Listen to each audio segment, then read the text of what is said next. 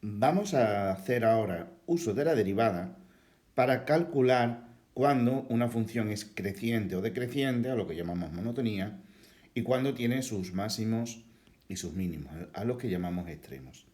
Nosotros vamos a partir de una función de la que queremos realizar ese cálculo.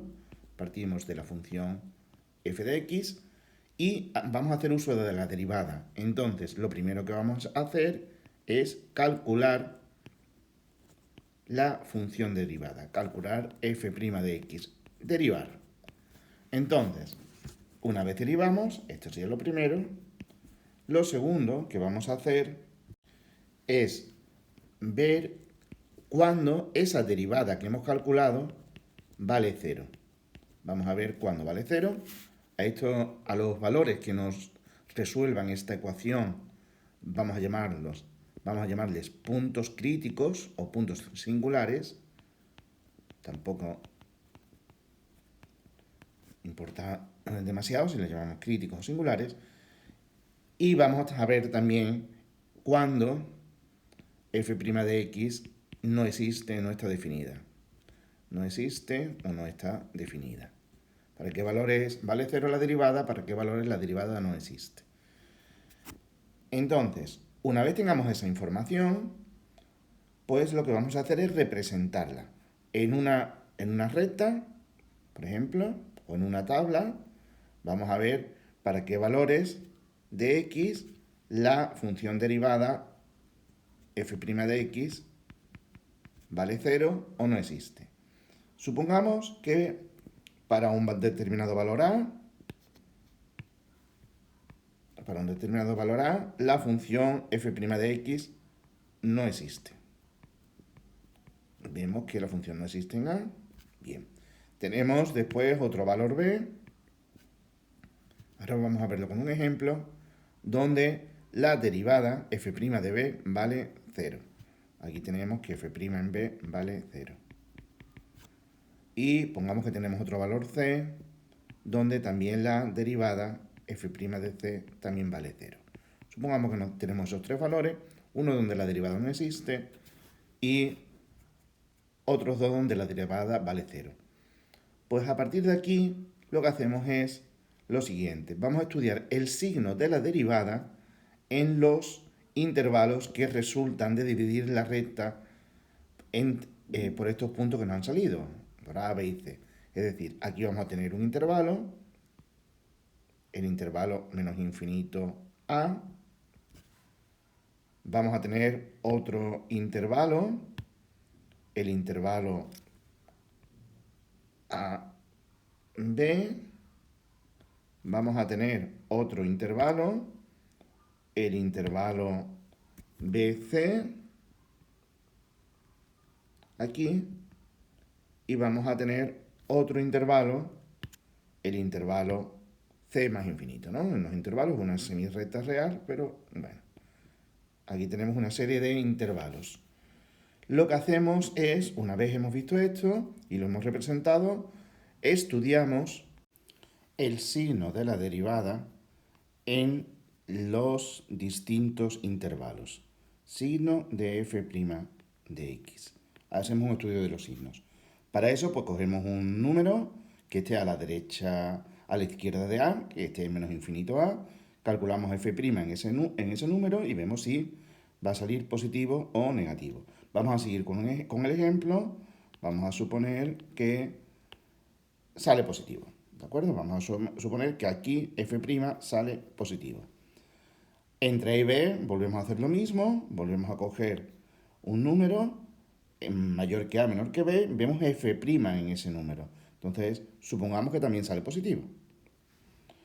Entre B y C cogemos otro valor, estudiamos su signo, el signo de la derivada, y vemos qué pasa. Imaginémonos que aquí sale negativo.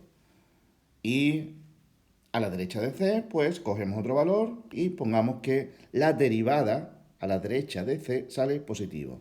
O sea, lo que estamos viendo aquí es f' en x y estudiando el signo de f' de x en los distintos intervalos en los que hemos dividido la recta. Sabemos que en A no existe, entonces no hay signos. En B y en C la derivada vale 0 y lo que estudiamos los signos en los distintos intervalos. Bien, pues los signos de la derivada nos van a dar el crecimiento de la función. Así, el cuarto paso va a ser estudiar la monotonía o crecimiento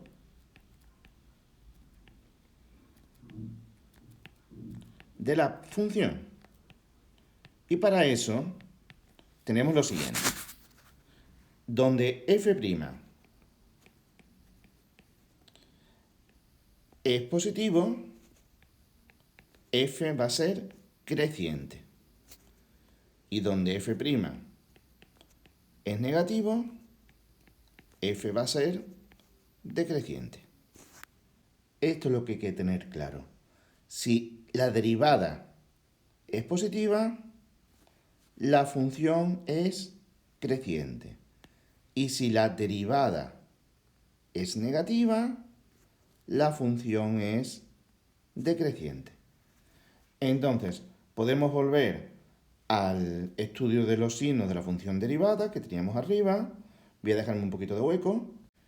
Y ahora estudiar, ponemos otra recta más, en la que vamos a estudiar ya no f', sino la función f de x. La función que realmente nos interesa estudiar, porque f' es solamente para poder decir algo de f. Entonces, esto va a ser lo importante. ¿Qué podemos decir de la función? Pues teníamos una serie de puntos en los que habíamos dividido el intervalo. Recordad que teníamos A, el punto A, que era donde la función no existía. Esto lo tenemos por aquí. Tenemos el punto A. Tenemos el punto B, que era el punto donde la función f' se hacía 0. En el punto B de la función f' se hacía 0. Y teníamos el punto C, que también era otro punto donde la derivada se hacía 0. Bueno, y habíamos estudiado los signos en el intervalo menos infinito A, en el intervalo AB, en el intervalo BC y en C más infinito. Habíamos estudiado los signos de la función derivada. Pues, ¿qué teníamos? Teníamos que en menos infinito A la función derivada era positiva, pues entonces la función f va a ser creciente. Va a ir hacia arriba, porque la derivada es positiva. En AB, la derivada era también positiva. Entonces, en AB, la función f también va a ser creciente. Bueno, pues mirad, si antes de A la función es creciente y entre AB la función es creciente, entonces la función va a ser creciente siempre. En A, ¿qué va a pasar? Pues que va a crecer porque por la izquierda está creciendo y por la derecha también. Eso si la función es continua, ¿vale? La función va a ser creciente. Entonces podemos decir que la función va a ser creciente en todo el intervalo. Ahora, en BC la derivada era negativa. Entonces aquí la función va a ser decreciente. Y en C más infinito la derivada era positiva. Entonces aquí la función va a ser creciente. Entonces, estamos partiendo de una función continua que se puede derivar. Tenemos ahí ya los intervalos de crecimiento y decrecimiento. Desde menos infinito a B será creciente, de B a C decreciente y de C a más infinito creciente. Pues no solamente tenemos los intervalos de crecimiento y decrecimiento, sino que esto nos permite hablar también de la monotonía. Porque ese sería el último punto. Sabiendo cuándo es creciente y cuándo es decreciente, tenemos que en un punto A, f tiene un máximo si pasa de crecer a decrecer. Ahí va a tener un máximo. Y va a tener un mínimo. Tiene un mínimo si pasa de decrecer a crecer. Entonces, sabemos que esta función, en este ejemplo que hemos puesto aquí, que no hemos puesto números, aquí era creciente y aquí ha pasado de crecer a decrecer. Entonces, en B, f de B es un máximo. Ya tenemos un máximo de la función. Y además, hemos visto que a la izquierda de C la función es decreciente y a la derecha es creciente.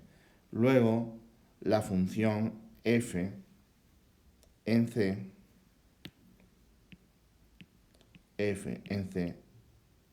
es un mínimo. O tiene un mínimo en C. Y habremos estudiado el crecimiento y la monotonía.